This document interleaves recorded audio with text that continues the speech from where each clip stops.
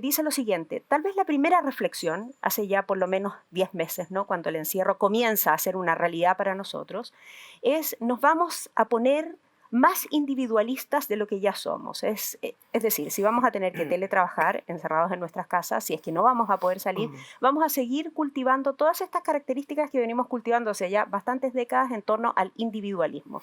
Pero hay otros, Aicha, que han expresado, como es tu caso, que esto nos ha obligado a mirar el sentido comunitario. ¿Hasta qué punto crees que eso ha sido una realidad? Y que la pandemia, además del individualismo propio del teletrabajo, nos ha obligado a relacionarnos con otros y a entender que somos efectivamente parte de una comunidad y de un todo, porque la incertidumbre y el miedo no lo manejamos solo desde el punto de vista personal, sino que desde el colectivo. Muchas gracias, Soledad, por la pregunta. Es una pregunta muy importante porque cuando vamos diciendo que nos hemos puesto más individualista y que nos vamos poniendo cada vez más individualista, nos vamos preguntando qué es el individualismo. El individuo se construye y se construye con otros. Los otros se construyen y se construye con el individuo. Entonces yo no creo que de manera general podamos afirmar que vamos siendo cada vez más individualistas. Se construye cada vez el individuo de manera distinta en relación con los otros y con las otras. Entonces, ¿qué pasa durante la pandemia? Durante el confinamiento, el individuo se empieza a relacionar a sí mismo de otra manera. Se empieza a relacionar al tiempo de otra manera, al espacio de otra manera, a sus cercanos o a la ausencia de cercanos de otra manera. Entonces yo creo que lo que ha pasado en ese año, casi un año, es que el individuo ha explotado, se ha relacionado a su soledad y necesariamente ha tenido otra relación con los otros. No digo para bien o para mal, pero lo que ha pasado no es que nos hemos puesto más individualista o más comunitarista, que no es lo mismo lo social y lo comunitario, sino que ha cambiado la relación consigo mismo y ha cambiado la relación con los otros. Dariela, ¿cuál es tu punto de vista? ¿Nos necesitamos más? Sí, tal vez más que hablar de cambio, Sole, yo pienso que al menos lo que ha pasado es que se ha puesto sobre la mesa en términos reflexivos algo que estaba pasando como muy naturalmente, entre comillas, ¿no? Esto de perder el registro de lo colectivo, que francamente se ha estado haciendo parte de nuestra vida cotidiana, ¿no? La lógica del sálvese solo es una lógica que ha imperado lamentablemente y que ha pasado a ser algo muy natural, ¿no?, en el sentido de muy invisible. Entonces pienso que si hay algo positivo de lo que nos ha pasado es que esto da como para iniciar esta conversación, por ejemplo, que lo estamos poniendo sobre la mesa. Sin embargo, creo que como toda experiencia crítica, la de la pandemia ha develado cuán profundo es esto que tú llamas el individualismo, ¿no? Esta pérdida de la noción de estar en una comunidad, un colectivo. Yo creo que por lo menos se nos ha hecho presente ese tema, o por lo menos reflexionamos sobre él. Sí, pero lo que quería yo recalcar es que no es solo un tema de voluntad ser más o menos individualista, ¿no? Ahí yo hablo desde mi propia disciplina, ¿no? Desde la investigación psicológica, también desde la experiencia como psicóloga clínica, como terapeuta, en donde uno ve que el hecho de ser parte de una sociedad que está estructurada en torno a estas lógicas del éxito, del control, del dominio, se va internalizando y se va haciendo parte de la experiencia cotidiana. ¿Quién no ha sentido en lo personal que o controlas o te controlan? Por ser fina, digamos, por decirlo en palabras, ¿no? La experiencia es dura en ese sentido. Entonces, no es solo una voluntad tener el registro de mis vecinos, de mi comunidad, de mi país, del planeta, ¿no? Es algo que tiene que ver con la sensación de estar permanentemente amenazado, paradojalmente, por el otro, que es el que, digo paradojal porque sin el otro no existimos, pero yo creo que a eso estamos confrontados, ¿no? Que es un problema en términos subjetivos tremendamente profundo. Plenamente de acuerdo, porque además es un problema grande porque es cultural y es de aprendizaje de muchos años. Cualquiera, Paul, que lea un libro respecto de cómo se formaron las primeras culturas, que ahora han aparecido muy buenos libros, Harari ya lo mencionaron acá, quien participó además en el Congreso del Futuro, entiende que antes la comunidad iba junta, se protegía de los animales, buscaban sus alimentos, etcétera, algo que cambió claramente con la agricultura moderna y bueno, con la sociedad actual que tenemos. Tú eres de los que plantea que, por lo menos en Chile, para que acotemos también la conversación y la discusión acá, hasta aproximadamente el 73, más allá de los análisis políticos, que no te Sí. corresponde, no, me decías tú, a mí no me corresponde el análisis político, hasta ahí como que teníamos un sentido comunitario. Pero luego más bien nos transformamos en ciudadanos consumidores, Así es. que es como la tesis que plantea también Carlos Peña, ¿no? Sí. Entonces, desde ese consumidor enfrentamos a esta pandemia y al otro. ¿Qué visión tienes de lo que ha pasado y de la clínica que has estado haciendo durante todo este año? Sí, claro. A ver, yo creo que esa tesis es una tesis que yo creo que se engarza un poco lo que dicen aquí mis compañeras del panel, ¿no? En términos de que el, el sentido de comunidad en algún momento en nuestra historia en Chile se quiebra en algún sentido, de alguna manera, ¿no? Pensemos que todas las organizaciones sociales que existían, no sé, juntas de vecinos, pensemos en los colegios profesionales, todo eso pierden representatividad, ¿no? Y se instala el chileno como un consumidor, en términos de que eh, tiene que consumir salud, tiene que consumir educación, ¿ah? Va efectivamente a centros de consumo llamados malls a tener esparcimiento, ¿no? La adquisición de bienes y servicios pasan a ser, por así decirlo, una forma de realización social, ¿no? Y claramente en este evento planetario, en esta pandemia, se nos pone finalmente en entredicho toda esta estructura, ¿no?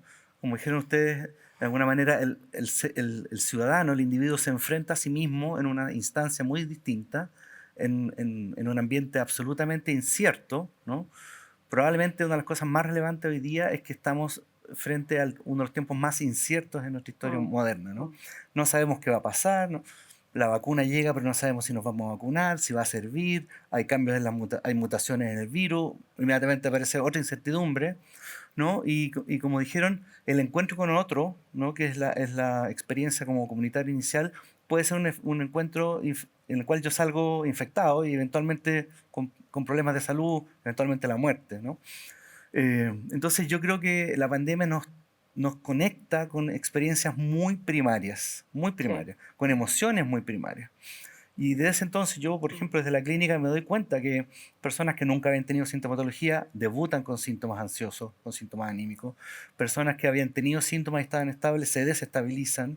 Nosotros los clínicos hemos conversado que hay un efecto pandemia, ¿no? Hay como un peso pandemia sobre la salud mental que probablemente no hemos podido medir todavía y va a pasar tiempo hasta que podamos medirlo, pero es un efecto, a mi entender, bastante catastrófico, ¿no? En términos de que nuestra salud mental se ha visto severamente impactada y lesionada, y hablo en términos sociales, en términos de toda la sociedad, probablemente en términos planetarios, uno podría decir, em, que esta restricción de nuestras libertades en algún sentido, este encuentro con un otro que puede devenir en quedar infectado, esta incertidumbre, forman una cazuela, llamémoslo así, Mm. un mix tremendamente complejo de enfrentar, ¿no?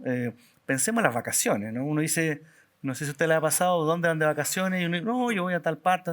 Hoy día, ¿no? Uno no sabe siquiera si va a salir de vacaciones o no. Yo reservé en unas cabañas y uno dice, chuta, quizás nos ponen en En cuarentena y se cuarentena, acabó. claro. La incertidumbre es total. Completa, Mm. completa. Y el ser humano moderno no está acostumbrado a enfrentar la incertidumbre, ¿no? Es como que hemos ido controlando el entorno, ¿no? Desde el Sapiens, nosotros hemos ido controlando el entorno, todas las variables, y de ahora, en este momento, estamos enfrentados a una suerte así de descontrol completo. Bueno, es que yo creo, Dariela, tú también lo planteabas, que hemos basado la vida en el control, ¿no? Intentamos controlar los ambientes, las industrias, el crecimiento económico. Creemos que tenemos ese control. Por primera vez, yo creo que la incertidumbre total de la pandemia nos indica que no tenemos control y que a lo mejor no salimos vivos de esta. Sí, el monstruo del control, como dice Mm. eh, Rosa, ¿no? Lo escuchaba ayer en su exposición. O sea, creo que el problema de eso, del control, tiene que ver con un mecanismo de negación de nuestros aspectos vulnerables, ¿no? Y negar nuestros aspectos vulnerables nos hace muy vulnerables, en el sentido de que no es concebible el ser humano sin las dimensiones distintas que tenemos. O sea, sin la vulnerabilidad, lo humano se convierte en una suerte de ideal, de funcionamiento como sí, ¿no? Poco genuino, muy peligroso, ¿no? Y hace entonces que tengamos esta fantasía, esta ilusión de la omnipotencia, ¿no? Que nos hace, volviendo al tema del individualismo, desconsiderar el efecto que tienen nuestras conductas en los otros, ¿no? Entonces, esta necesidad, a propósito del control, de tener como arrinconados los aspectos más frágiles, ¿no? Más expuestos, que son los que están expuestos al otro, nos hace entonces desconsiderar al otro precisamente. Y desde ahí entonces se entiende todas estas cosas que hemos escuchado del poco, de las conductas tan expuestas, tan poco respetuosas, ¿no? Que son inexplicables, ¿no? Uno ve las noticias y la gente dice, son locos, son los jóvenes, pero en realidad somos todos, ¿no? En esta idea de que la vulnerabilidad tenemos que dominarla. Sí. ¿no? Somos todos en mayor o menor medida, sin duda. Exacto. Aitza, estuve leyendo algunos artículos tuyos sumamente interesantes respecto de la corporalidad, ¿no? Que es uno de tus grandes temas. A ver si podemos unir esa apreciación o esa reflexión a lo que nos ha estado pasando este tiempo, frente al espejo, porque también nos hemos visto más también a nuestros espejos familiares, es decir, la gente al interior de sus casas trabajando, conociendo más su entorno. Ahí hay una cuestión de roles y géneros que vamos a abordar también. ¿Cómo ha sido esto de mirarse en la corporalidad de tu núcleo y en tu propia corporalidad frente al espejo en tiempos de pandemia? Sí, bueno, el tema de la corporalidad es indisociable del tema del control en realidad. La corporalidad también es construida en función de las herramientas que tenemos, de nuestros mundos culturales. Y para volver al tema del control, es porque hay control que hay descontrol. Es porque hay saber, conocimiento, que hay no saber. Entonces, lo que pasa hoy, creo, es que hay una incertidumbre que es común. O sea, todo el tiempo hay incertidumbre, no saber cómo vivir un duelo, por ejemplo. No es algo que no nos había pasado nunca antes. Lo que pasa hoy con la pandemia es que la incertidumbre es común, entonces es política. Y eso es lo que es muy interesante. ¿Por qué?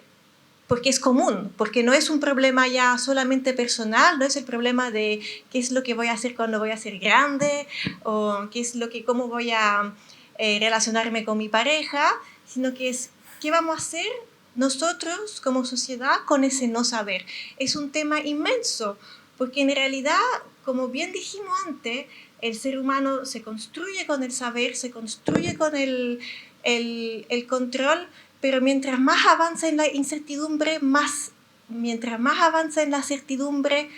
incertidumbre tiene. Por ejemplo, tenemos una certidumbre, el calentamiento climático. ¿Qué hacemos con esa certidumbre? Mientras más saber tenemos, menos sabemos qué hacer. Entonces, con la corporalidad pasa algo muy interesante.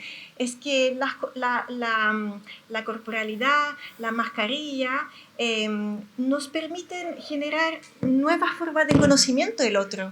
El otro día estuve en la plaza con mis niños y vieron un conejo y dijeron, el conejo no tiene mascarilla. ¿Qué pasó en ese momento? Los niños incorporaron una fragilidad que no es común. Entonces, para ellos la mascarilla es ya la palabra de que la fragilidad es de todos, incluso podría ser de los animales.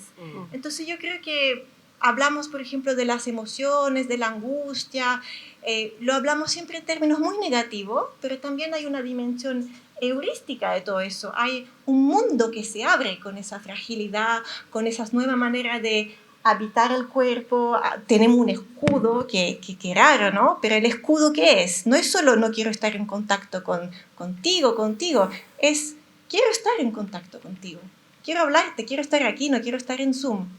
Entonces, eso creo que es interesante, que mientras más certidumbre tenemos, más nos relacionamos a la incertidumbre, mientras más distanciamiento hay, también más relación hay. Y ahora la pregunta es, ¿qué hacemos con eso? Y mi pregunta es, ¿qué hacemos con eso? ¿Tendemos a relacionarnos de otra manera? Porque también ha habido como un llamado desesperado a volver a la normalidad, cuando las cosas se normalicen, o ya después cambiamos el concepto y dijimos, vamos hacia una nueva normalidad. O definitivamente nos adaptamos, nos entregamos, respondemos la pregunta del niño frente a por qué el conejo no tiene mascarilla. Y vamos explorando otros mundos culturales. De todas maneras, sí, yo creo que aprendemos a relacionarnos de otra manera, lo tenemos que hacer, o sea, va a ser nuestra resiliencia. Se habla mucho de salud mental, pero se habla poco de resiliencia, es decir, de esos mecanismos sensoriales, imaginativos, que abren nuevos mundos de vida. Entonces sí, yo creo que con unas mascarillas, con el alcohol gel, con toda esa tecnología que nos rodea, necesariamente aprendemos a vivir de otra manera y vamos a tener que... antes Paul dijo que con el consumo el sentido de la comunidad se quiebra. Yo creo que con el consumo el sentido de la comunidad se cierra. Es decir, no es que no estamos más con otros, estamos siempre con los mismos otros. Entonces lo que es fundamental, creo, Claro. es estar con otros, es quebrar el sentido de la comunidad, es ver fallas en nuestro sistema muy cerrado de Sin vida. duda. Sí, sin Quizás duda. ahí, Sole, tomando el nombre de este congreso, evitar la incertidumbre, tal vez hay que pensar que lo que tenemos que hacer es entender que no es una emergencia solamente evitar esa Qué buen punto. incertidumbre, ¿no? Sino que pensar que estas certezas que nos han ordenado el mundo no son tan buenas necesariamente, ¿no? Es decir, que uno necesita ciertas certezas, efectivamente, para circular y tener rutina y una cierta estabilidad, pero no solo de certezas está hecho el mundo, ¿no? Y menos los vínculos, porque si no nos abrimos a las incertidumbres, no damos espacio a la aparición de lo nuevo y de lo diferente, que yo creo que es un punto central en esto. Tenemos terror a lo diferente. Ha sido causa desde el divorcio hasta las guerras, ¿no? Lo diferente asociado a lo peligroso. Y eso, si uno lo extrema, tiene que ver con esto de apegarse a la certeza y no abrirse a lo que es incierto y a poder sostenerlo para ir descubriendo nuevas potencialidades personales del otro y de una colectividad, ¿no? Plenamente de acuerdo, me encanta lo que dices y lo que reflexionas, como habitando la incertidumbre y soltando también las amarras. Ya llega un momento en que todos soltamos, ¿no? Les habrá pasado a ustedes en lo personal, lo habrán escuchado también con Sí, quienes se claro. relacionan. Dame un segundito, Paul, Sí. para contarte que frente aquí a nosotros tenemos una pantalla preciosa con todos aquellos que están conectados por Zoom, así es que queremos saludarlos.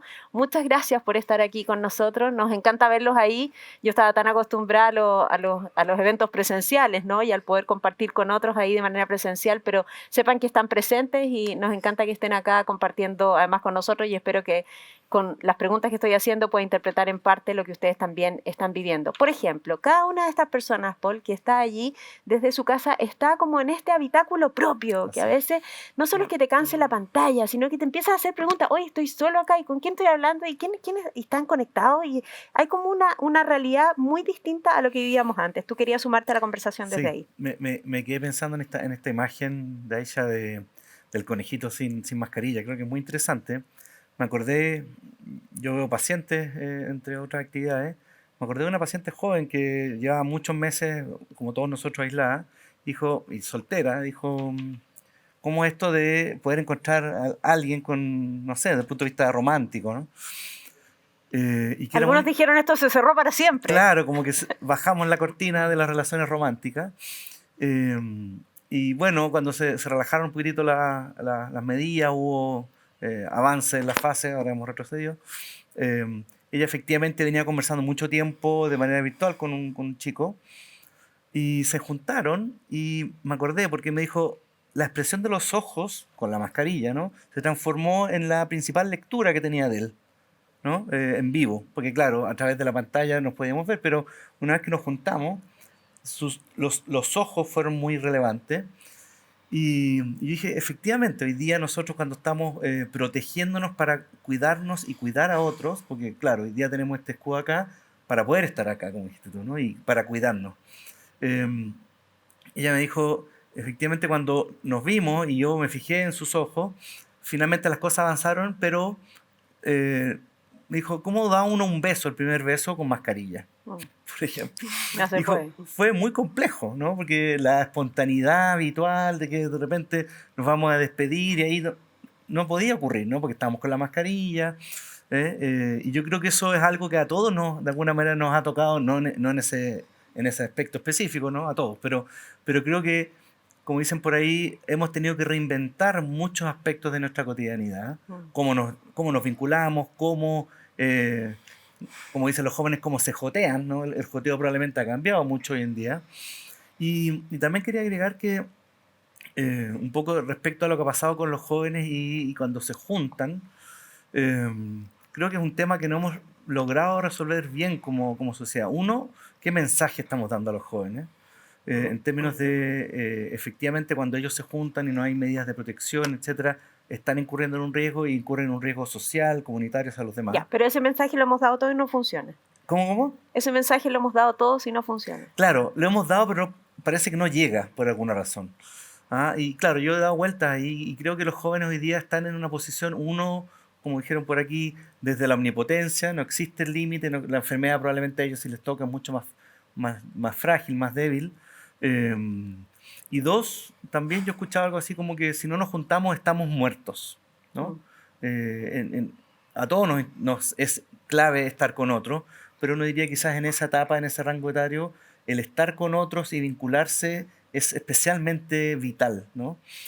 Pacientes mías me han dicho, cuando nos hemos juntado, digamos, de manera no apropiada, ¿sí? Más gente de la posible, sin mascarilla, obviamente, tomando alcohol. Me dice, mi sensación es que hay, toda la gente baila como frenética, ¿no? Es como hay algo así como que hemos estado tantos meses muertos en este Mm. aspecto, ¿no? Que ahora hemos vuelto a una cierta así como vida y tenemos que aprovecharla mientras sea posible. Y por lo tanto, la posibilidad de que nosotros nos infectemos y mi abuelita en la casa se infecte queda muy abajo dentro de las prioridades, ¿no?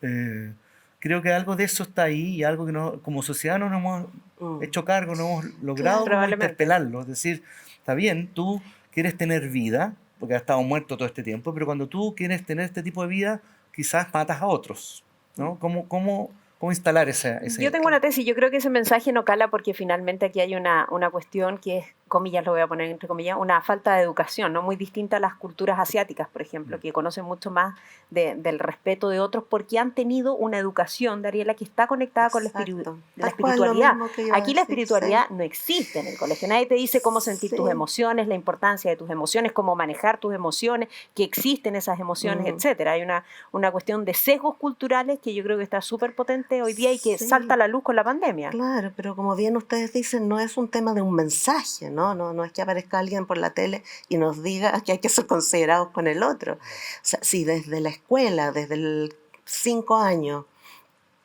te dijeron que aquí es como el que saca mejor nota, el que resalta más, en términos, no hubo un estímulo del trabajo en equipo, ¿no? De los procesos más que de los resultados. Eh, en fin, hay todo un mensaje social que se va plasmando en cómo se estructura la política social, que es clave, es de muy largo plazo ciertamente, pero es clave en cómo uno va instalando en su experiencia que uno no es nada solito por la vida, ¿no? De que tiene un colectivo del cual es responsable también, ¿no? Entonces, esto de ser objeto de políticas públicas me parece que es un peligro tremendo, no tener una participación, el que ya no existan las instituciones, las organizaciones sociales con fuerza. Para todo es un cacho la organización social hoy día. Nadie participa, con suerte Mm. vas a la reunión de padres y apoderados, ¿no? Desde el PNUD hablaban de la hiperlocalización o hipersubjetivización o hiperlocalización de la subjetividad, ¿no? Es decir, que todos tus referentes son cosas muy cercanas, no van más allá de tu reunión de padres y apoderados. Entonces, es ¿para qué decir, por ejemplo, las juntas de vecinos, las organizaciones, las administraciones de los edificios? El nivel de peleas, de violencia que uno puede ver ahí es tremendo, ¿no? Tremendo. ¿Mm? En eso, por ejemplo, instancia participa gente que, no, entre comillas, no tiene nada más que hacer, ¿no? Son las personas que tienen más edad, que llevan muchos años ahí. Es muy raro ver a un joven, por ejemplo, en un comité de administración de un edificio. Muy raro. Sí, claro. No existen ahí. Raro. Uno escucha por los balcones un grito de repente. Claro. Déjate hacer ruido. Sí. Como si no hay una instancia de poder de Lo social no se articula no, en no, absoluto. Es es una cierto. pérdida de tiempo. Así, Les Digamos, propongo está algo. experienciada De como mi una pérdida tiempo. de tiempo. Claro. Hicimos ya como un balance sobre el diagnóstico que generalmente lo tenemos claro. Hay una cuestión educativa acá, hay una cuestión social, hay una cuestión cultural, hay una cuestión de construcción de una sociedad que ya está hecha así y nos pilla en medio de la pandemia. ¿Les parece que hablemos también de lo que tenemos como herramientas hechas como para poder apoyar y aportar también en las posibles soluciones a lo que planteamos como título de este panel, del día a día, de cómo mejorar eso, de cómo conectarte con tu emoción, con tu corporalidad, como ya lo planteabas antes? ¿Qué grandes conclusiones se pueden sacar? No estoy buscando los 7 tips de la revista. Estoy pensando en reflexiones como más profundas que a lo mejor también son propias de ustedes, que ustedes como herramientas pueden entregar en este panel de conversación. ¿Cómo conectarse con sus emociones? Bueno, no nos podemos conectar con las emociones porque las emociones son algo que nos sumerge, justamente no las dominamos del todo. Pero yo lo que creo que es interesante con las emociones es que dan cuenta de una manera de ser, de estar en el mundo, de estar con otro. Entonces las emociones son ya una forma de racionalidad.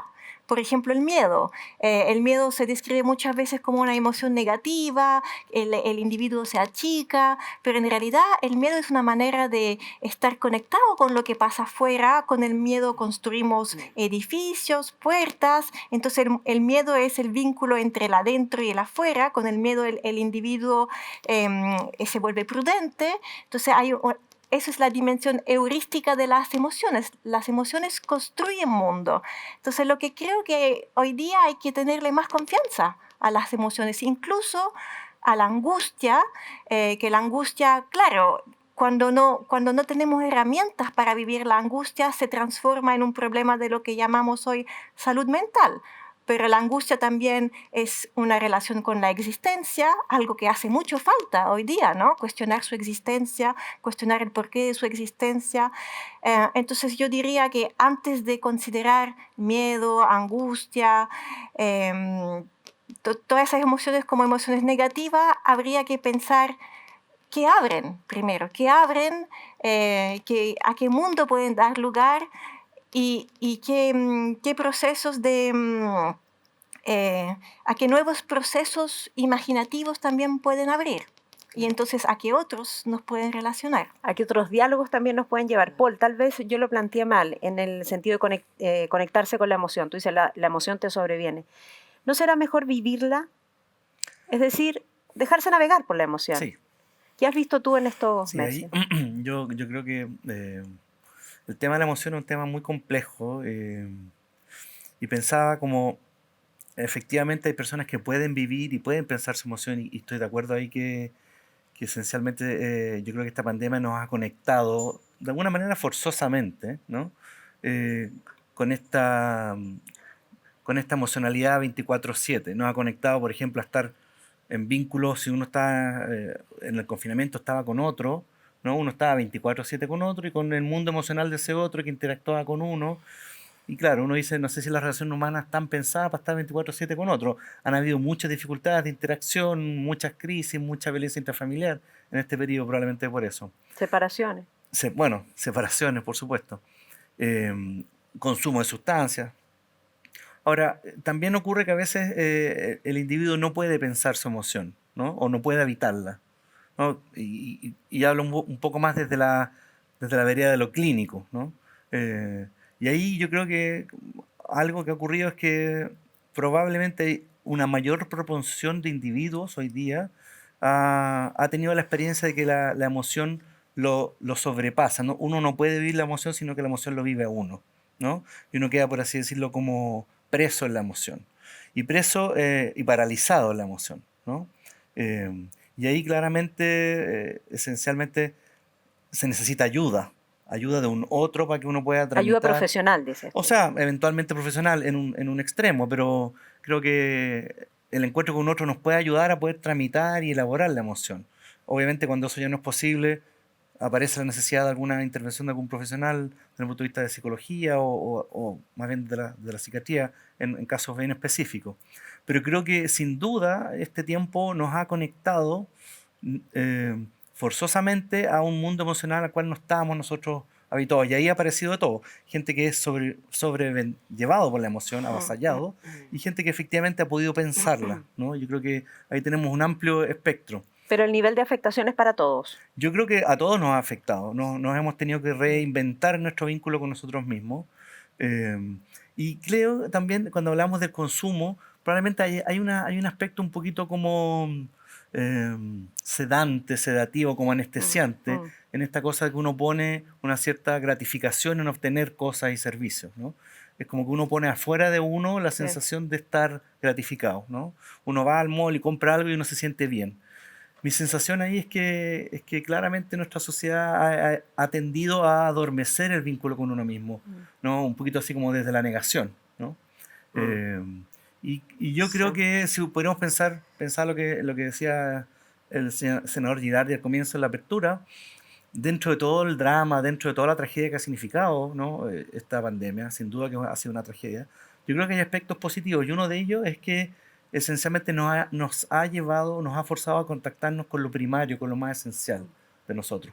O nos ha puesto en ese escenario y ver qué hacemos cada uno, ¿no? Algunos mm, han tendido a arrancar. Me acuerdo cuando empezó la pandemia, las filas en las botillerías eran enormes, sí. mucho más que en los supermercados, ¿no? Y uno decía, ¿qué significa eso, no? Es como, Evasión. o sea, claro, no voy a tolerar estar conmigo mismo o con la persona que estoy mm, 24/7, va a ser insoportable esto. mm, Bueno, tengo que traer algo que pueda mediar o pueda aminorar este encuentro emocional, ¿no? Desde eso hasta también otro tipo de encuentros. Creo que estas innumerables pantallas que tenemos al frente nos dicen que hay un encuentro aquí, ¿no? Me mm. acuerdo también de otro paciente joven que decía, bueno, hemos terminado carreteando por Zoom. Y era divertido porque decía, el Zoom tiene un delay, tiene un pequeño retraso, ¿no? Entonces, los tipos, a pesar de lo desordenado que podía ser un carrete, como que esperaban a que el otro Sí, hablara, sí, sí. ¿no? Había como una cierta organización y me Sí. decía, y cuando empezábamos a tomar alcohol y empezaba a ver ya más alcohol y empezaba a ver un poquito de embriaguez, igual se respetaba el turno, así como ya te Sí. toca a ti, ¿no? Mm, Y me dijo, finalmente yo estoy solo acá con mi botella y no sé qué, y los otros tres están, y terminamos carreteando, Sí, igual, sí. ¿no? De alguna manera algo ocurre ahí interesante. Yo creo que han habido como nuevas experiencias, creatividad, sí. ¿sí? Sí. Para poder Y enfrentar esto. hay algo que Dariela quería aportar, te sumo inmediato, que tiene que ver con los roles, la definición de roles, ¿no? Y cómo Sí, nos vivimos esos roles al sí, interior de la casa. No solo los roles de la mecánica doméstica, que también es relevante, mm, sino que los roles de hombre y mujer, los roles de cada uno de nosotros en sus propios trabajos, como también un cuestionamiento, ¿quién soy yo para la sí. organización? ¿Dónde estoy? A Etcétera. propósito de certezas, Sí, claro, certezas de de que... certeza. Pero, perdona, pero Dariela. retomando la idea de la negación, que creo que es súper importante que focalicemos ahí, ¿ah? Porque escribíamos hace un tiempo, cuando empezó la pandemia, con mis colegas Claudia Araya y Alejandro Reynoso, escribíamos que entre la negación y la canallada no había mucha distancia, ¿no? Que es muy fácil, a propósito de negar tu vulnerabilidad, tu fragilidad, tus miedos, los temores, las angustias, de causar daño, ¿no? Y en ese sentido, retomando tu pregunta sobre las herramientas, creo que para quienes nos movemos en el ámbito de la salud mental, tenemos que, en primer lugar, algo que con los mismos colegas ya nos cuestionábamos, reflexionar sobre este mismo concepto de la salud mental, en el sentido de que hay una cierta mirada al respecto que la asocia a no padecer nada, ¿no? A la ausencia de enfermedad. Y creo que eso es muy peligroso en un momento de crisis y de angustia como el que estamos experimentando. El que no padece es preocupante. Mm. Tenemos que padecer aunque nos haga vulnerables, ¿no? Y en ese sentido, compartir los padecimientos no es una mala idea, más que tratar de maníacamente actuar los miedos y terminar haciendo cola en la botillería y borracho en una fiesta con 1.500 personas, Mm. ¿no? Que es actuar los miedos, ¿Cómo ese compartes esos miedos? desenfreno, ¿no? ¿Cómo los Entonces, compartes, el Gabriela? compartir creo que tiene que ver con, más que ponerse en esta lógica neoliberal de resolución de problemas, es de sostener los problemas, sostener las diferencias, sostener los conflictos propios del encuentro, ¿no? La idea de esto de las medias naranjas, de mi gordo, mi gorda, yo soy calladito, ella es habladora. Esa idea como de la complementariedad es una idea bien tramposa, ¿no? Porque en realidad los encuentros de personas enteras generan conflictos de por sí, ¿no? Y uno no puede pretender que esos conflictos se van a resolver de manera total, ¿no? Entonces necesitamos estar abiertos a poder sostener la tensión que generan esos conflictos, ¿no? Que no solo en términos como dicotómicos de o gano, impongo, controlo, como hemos hablado acá, o me someto, cedo, Hay me un camino sumerjo, ¿no? intermedio. Hay hay momentos en que impones y otros que te sometes, tampoco es pecado, ¿no?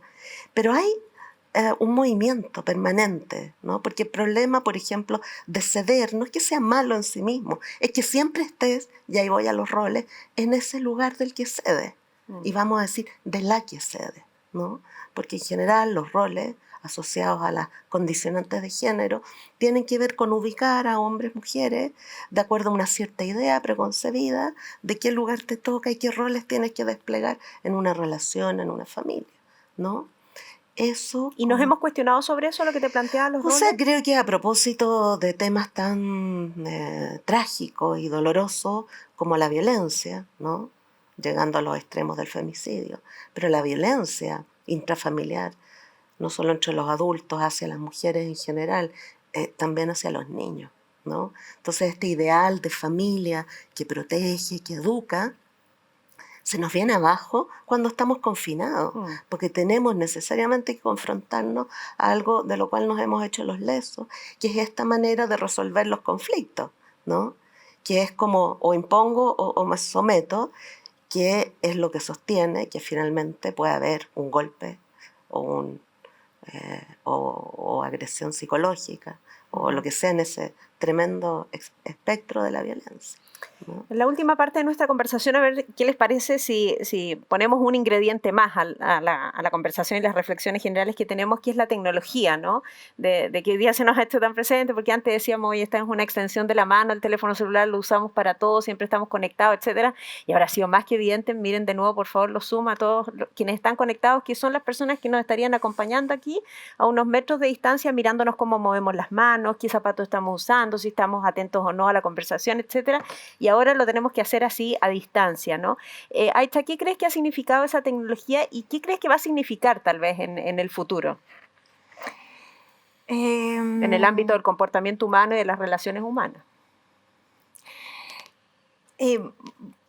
Bueno, como ves, estoy totalmente incómoda con la tecnología.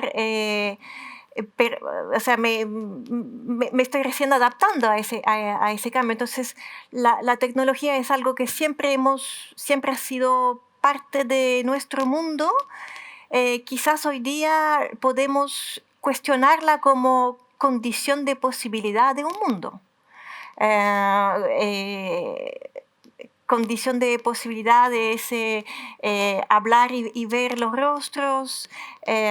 Entonces, también la tecnología nos permite cuestionar qué es un mundo. Porque no, el mundo no es solamente un conjunto de cosas yuxtapuestas, es un mundo de posibles. Entonces yo creo que esa es la tecnología. Antes hablabas de los roles.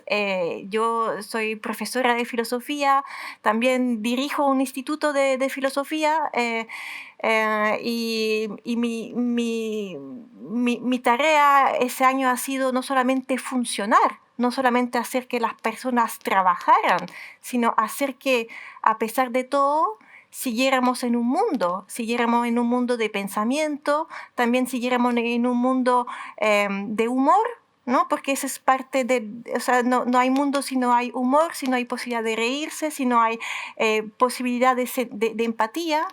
Entonces eso uno nunca lo logra, pero lo intenta, y creo que ahora la gran pregunta es cómo con la tecnología vamos a seguir haciendo mundo, haciendo, haciendo un mundo que sea algo más que un mundo funcional, sino un mundo de entretenimiento, de pensamiento. Se ha criticado mucho las fiestas, pero la fiesta es también totalmente parte de la cultura. ¿No es cierto? O sea, si se siguen organizando fiestas clandestinas, es también porque sin fiesta no hay cultura. Eso, de hecho, eso no sé si hay algo primario en lo humano, pero la fiesta es tan antigua como la cultura, como las leyes.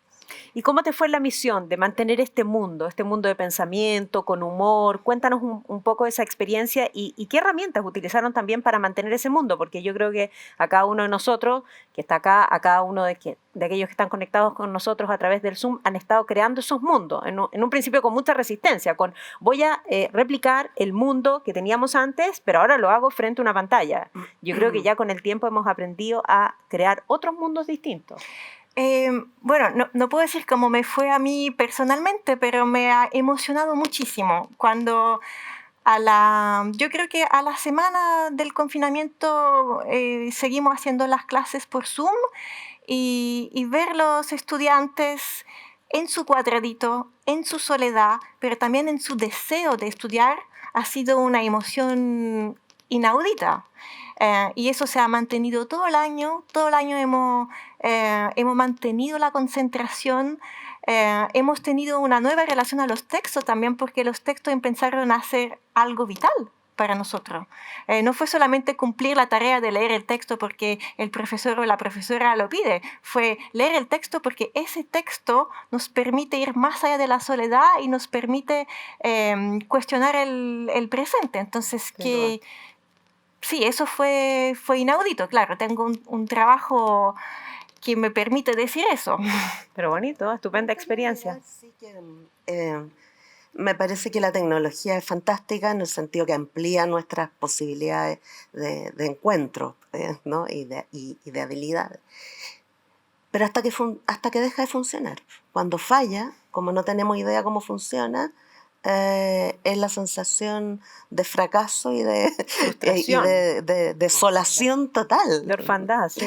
Claro, entonces, y volviendo al tema que nos ha convocado acá, como de la falta de noción de lo grupal, de lo comunitario, de colectivo, creo que el uso de las tecnologías también hace una extensión de los mecanismos y de las estrategias psicológicas de enfrentar las situaciones conflictivas y críticas, ¿no? Hace un tiempo me gustaría contar esto que creo que es bien expresivo. Hicimos una investigación en el Centro de Estudios del Conflicto, donde participo, y de la cohesión social, sobre el uso del tiempo, ¿no? Cómo usa el tiempo. Y me gustaría contar un aspecto, que es la sensación, al mirar cómo articulan las mujeres el mundo de lo privado, de lo doméstico y el mundo del trabajo, encontramos dos figuras, dos estrategias, ¿no? Una de aquellas mujeres que esta angustia de no dar abasto la calmaban con una estrategia que llamamos de pacificación, en el sentido de estar contentas por lograrlo todo, ¿no? Aunque fuera a un costo personal tremendo, pero el logro, es decir, tener hecha la comida, cuidar al niño, coser la ropa, venderla, como una sensación de mucha gratificación, muy personal. Y en otro grupo de mujeres encontramos la experiencia de la insuficiencia, es decir, no doy abasto, ¿no? No doy abasto. ¿no? Y como con una sensación de mucha como cuestionamiento personal.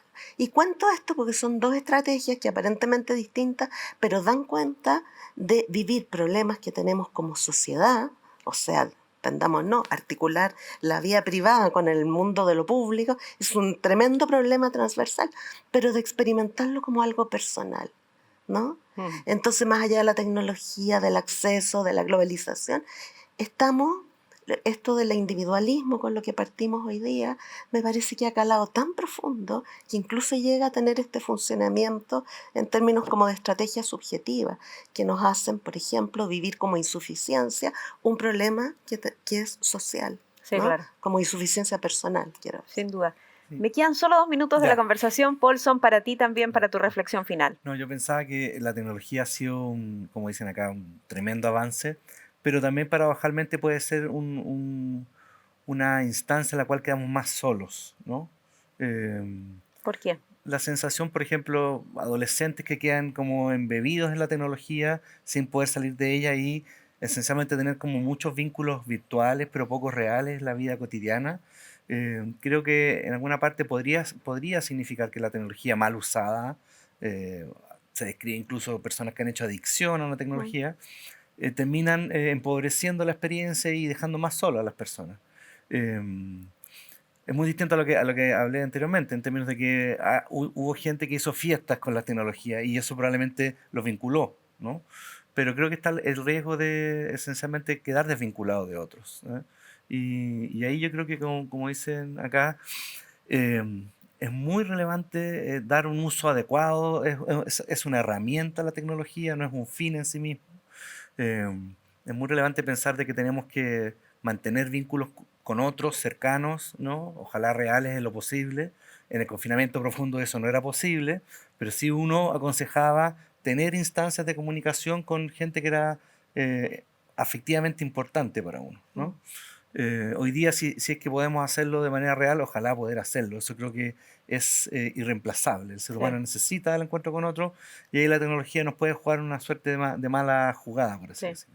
Incluso por voz, fíjate, porque yo digo menos emoticón y más voz. Por Sí, último, escuchemos, manitos para arriba, así, sí, caritas. Así.